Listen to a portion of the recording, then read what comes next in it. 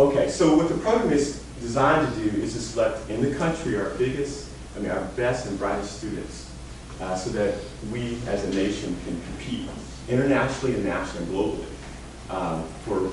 in the science and technology and education areas.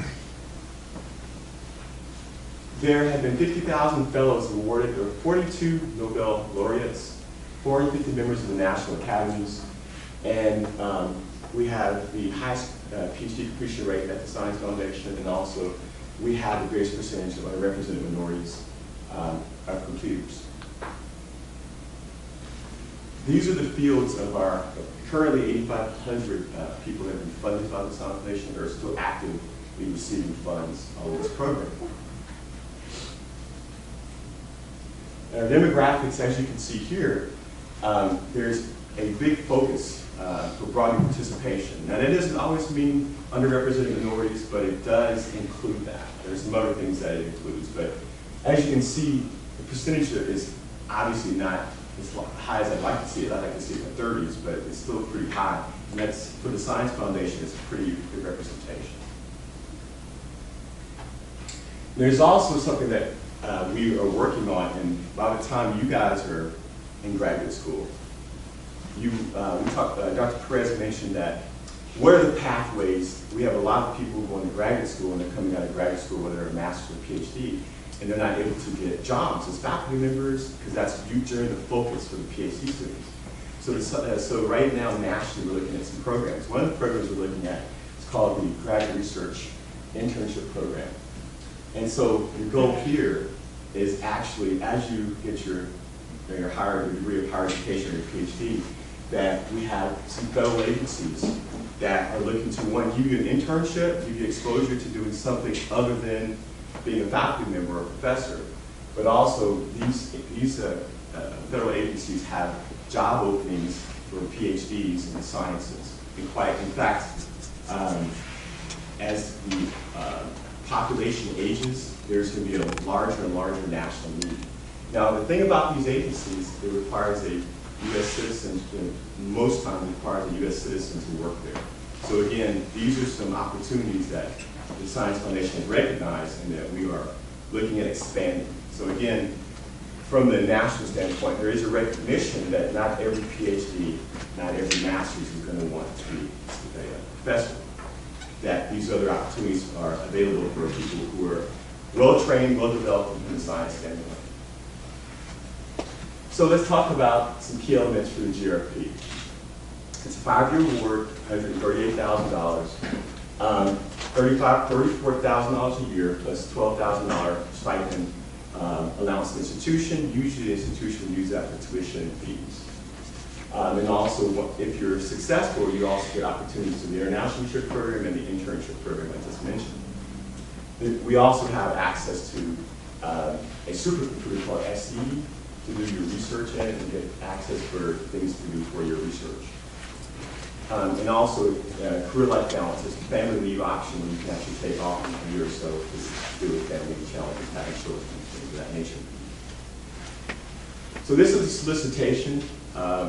Again, I'm going to talk about some dates, but the reason that I think it's important for you guys to know about this solicitation is it gives you, if you're junior or senior, it gives you enough time to prepare a good application, because it's very competitive. And at the end, I'm going to give you some insights on how to prepare your application. One of the things you did have in your seminar was you talked about cover letter, you talked about writing applications to the graduate school, talked about communication. If I'm still familiar with the agenda, Dr. Correct. You'll see this culminating effort at the very end. All those things that you learned the last couple of days will be something that you're going to need and skills that you're going to need to fill out this application. Okay, so a couple things to remember. You have to be a U.S. citizen, you have to be early career undergrad or grad, and enroll in an accredited institution by the fall. But I want to pay a little bit of attention to the first one. Academic levels, you can apply when you guys are seniors without any graduate studies.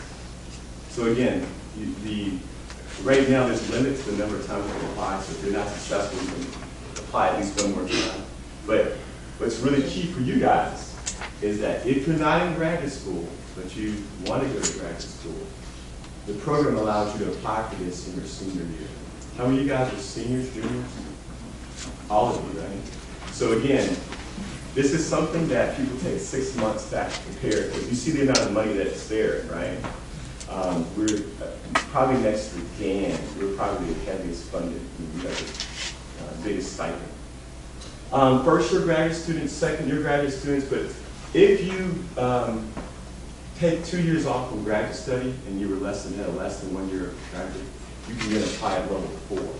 So what that means is, say that you got a master's degree and you left, as long as it's over 2 years, you can apply for the program. So again, I want you to think about these things, because sometimes the decision for going to graduate school is not made right after undergrad. Sometimes it's made after you work. Now, Dr. Perez said it's very hard once you've made money to go back to graduate school. Yes, it is, right? I remember, I was like, man, I'm going to take a pay cut here. But again, these type of programs provide that opportunity. I think you're going to hear about the Eisenhower Foundation and also the Sloan Foundation throughout the rest of the program. Okay, so the fields of study, and as I showed you earlier, we have 25%, about 20-25% for engineering. But again, I know that there may be people in the audience who are not engineers. So again, here's some of the fields of study. So here are the people who can't apply. Okay, so let me be frank, because I get this from the Science Foundation, we have to be very careful here. If you're trying to get an MD, PhD, this program does not allow for that. If you're trying to get a JD, PhD, or JD, I forgot the other one, JD, PBS. Business administration or management, education, history, research for disease-related goals, and we distinguish ourselves from clinicals because we have the National Institutes of Health. And so we try to do something in that medical field. If you're looking at biomedical engineering or biomedical, then you probably have to kind of decipher how you're going to write your application. Anything with clinical study, patient-oriented research, epidemiological and behavioral outcomes, and health services research. Again, so as you're looking towards that, these are what doesn't qualify. I will share with you, you're in a room full of transportation, so I'm pretty sure you guys all qualify. STEM education? STEM education does, but in a special light. And let me address that in our question and answer. Okay. Okay, complete application package. There's a personal statement and a research statement. And then there's transcripts and 3 layers of references. Again, I know as this program was created, and I know Dr. Perkins has kept you guys in line, you've addressed some of these things already. And again, so I'm going to get a little bit into specifically what you're going to want for your application. By the way, the application deadline for engineering was, what's today? Thursday? Okay, it was Monday. So you have exactly a whole year to do this application. So anyway, that's why I have the red eyes too, because we've been up all night taking applications. Let's go. Not last night though, but. Personal statement, demonstrate potential for STEM research experiences, personal, professional, and previous professional experiences. So again, as you're preparing your research, your personal statement, again, as you go through this journey of why you want to go to graduate school, this is part of the application process. What's that trigger that makes you think that you want to go to a graduate program? The other thing that's always good is if you mention an institution that you may be considering, maybe 1 to 3 institutions. And this is a pretty good institution here. So. Was a project, again, if you're doing anything related to research that motivates you to go to graduate school, again, for you guys, if you be L1s, is what is it that you see that make you think you want to do some of these activities? Research statement. Okay, so here's where you guys would have a little bit of a disadvantage, but it's not really a disadvantage because we know that seniors may not have that research opportunity. But I will share with you guys, I mean, between some of the programs we have on campus and seeking out professors who do research in this, maybe in this room, and others that can be connected to, you can help them, they can help you draft an adequate research statement. Again, you have now a network that puts you in a good position to use some of these things. Okay, now NSF has 2 review criteria for everything that we did, and those 2 things are intellectual merit and broader impacts. Intellectual merit and broader impacts. And this is set by the National Science Board. Again, this sounds so federal, but it is, right? Because, again, this National Science Board dictates intellectual merit and broader impacts. And every person that has done research probably in the last 10 years can give you insights to that as you do the research or as you do your research statement.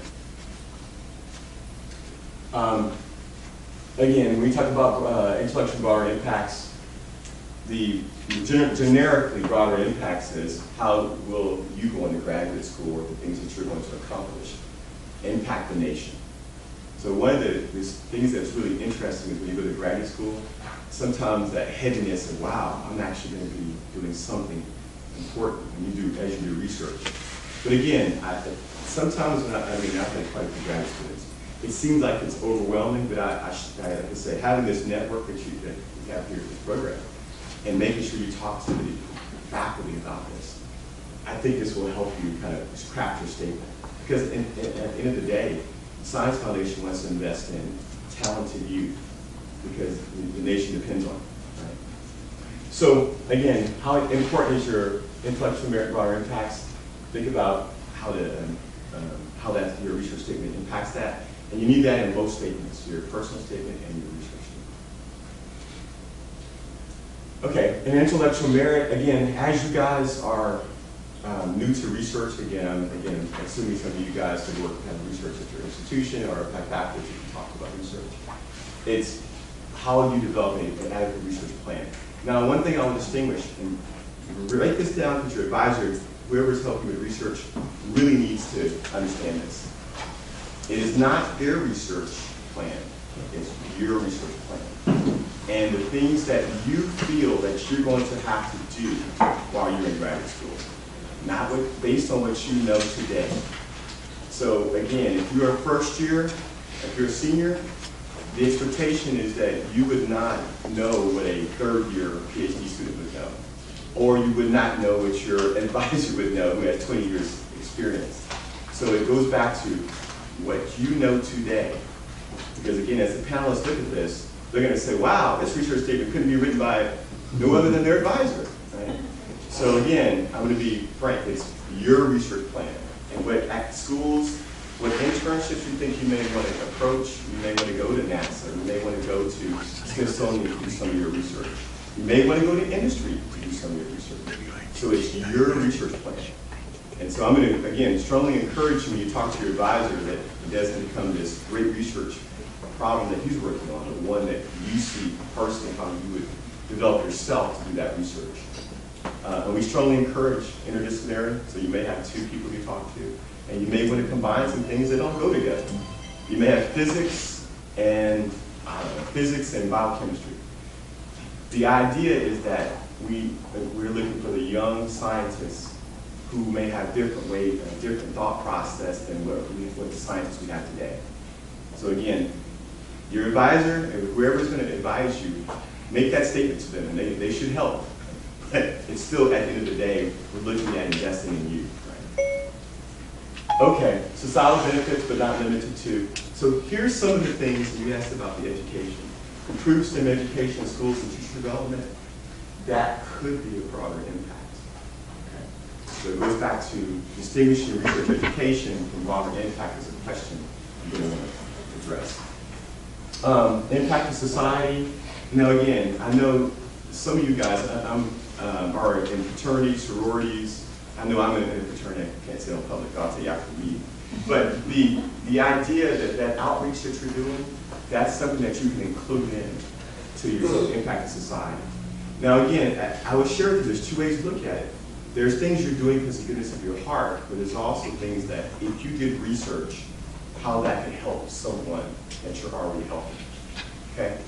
As you choose your research activity, will your research help the people that you're helping today? Right? When I was in Mexico, would my research help people that I like when I go visit there to have cleaner water? Something of that nature, again. And one of the things, you may already have the connection because you're doing outreach, but then you could say my research in the future would impact this population because I understand it very well. Okay. Again, intellectual merit, here's some specific things that we panelists are asked to assess. Performance grades, research plans, professional experience, reference letters. Broader impacts, prior accomplishment. I know it's getting boring, it's okay. I'm a professor, I understand. But I'll get you through, I promise, and we have some good questions.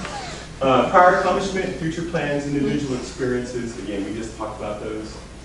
And so again, your application is reviewed by the panelists.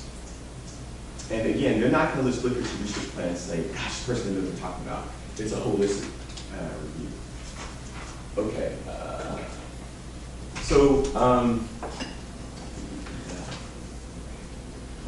So what I want to do is kind of give you a visualization of some words that have been successful.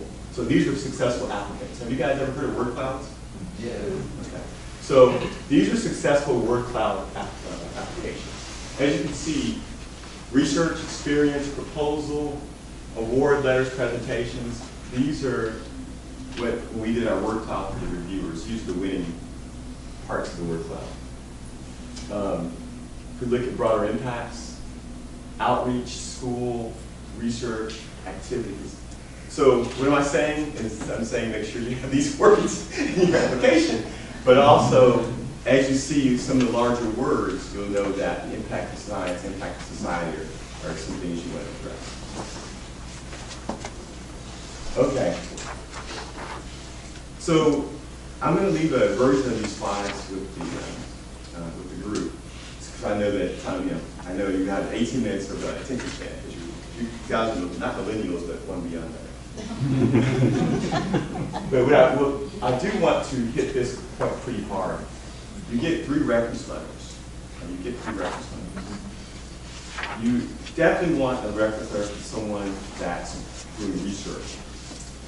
You also, if possible, want a reference letter from someone that's a previous GRP winner. It wouldn't hurt for you to talk to them about how they put their application together. And also, if you're looking to go to graduate school, it would be prudent, and this is my opinion, prudent, these are not requirements, that if you're looking to go to a school, it would be good to ask a professor from that school possibly for a reference. And you guys are in a very unique situation because some of these things could be accomplished before you leave tomorrow. Okay. So the advice for applicants, start early. You have a whole year. Read solution, read it again. Now, this is common to all grants that you're ever going to apply for, whether you're a professor or whether you're applying for this fellowship. Is read a solicitation at least 5 to 6 times because you're going to miss something, and that something is what reviewers are going to look for. Confirm your reference letters, because the reference letter writer has to upload it separately. He doesn't give it to you. He has to upload it to the NSF Fastlane system, which can be tedious. So again, you really want a reference writer that's going to be committed to making sure that the letter gets uploaded. And then again, you want to write this 2 or 3 different times for yourself. Again, it's very competitive, but I also think, to be very frank, I think this program has a unique opportunity to have some success for the GRP. Okay. That will officially end the presentation.